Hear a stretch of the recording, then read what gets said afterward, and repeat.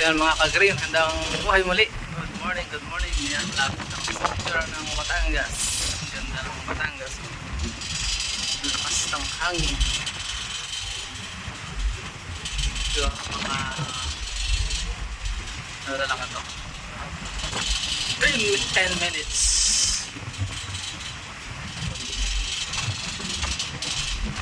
Pinagbigyan kami ng Panginoon ng safe na travel at malamig, hindi masyadong mainit, napakaganda.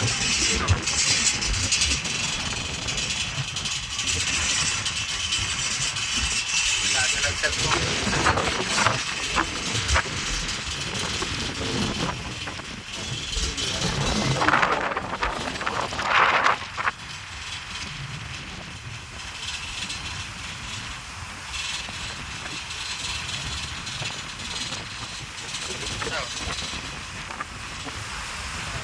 Kaya ang barko ito.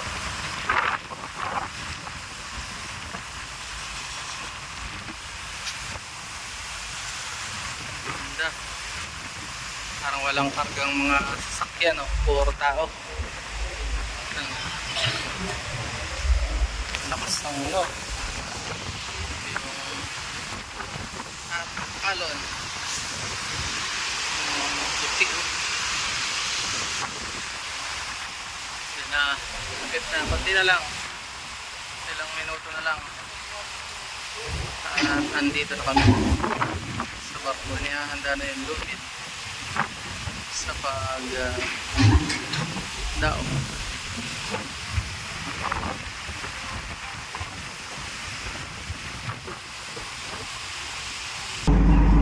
Ito naman sa puwitan, no? Hindi magandang bilis at dilim.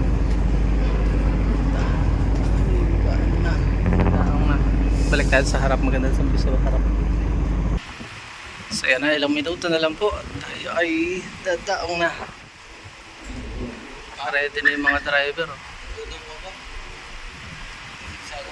Ready na rin yung mga crew sa paghahagis yan. So ari ko yan sa iyong sasakyan? Ano po? Kaya nasa huling yan?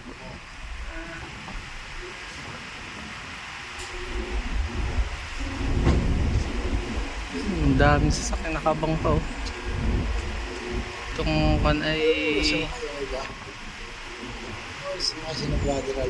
yung iba po ay alas 3 eh. Oo. Ibang barko na yun. International Port itong Batangas. Ayan, oh.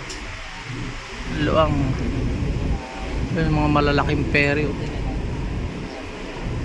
Parang Cebu yata kuya itong biyahe nito, no? Pa? Katiklan? Layo, no? Wala pa yung mga Cebu, ano?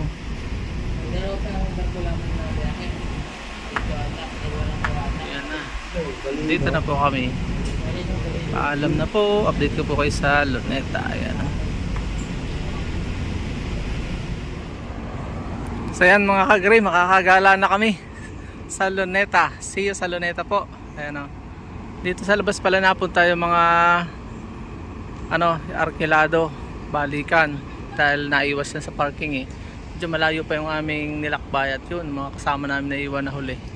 So ayan o, hihintay na lang po kami makumpleto at kami lalarga na. Magbablog po ako doon sa Luneta. Hanggang sa muli po, bye bye and God bless. Salamat sa pagsama sa paglalakbay.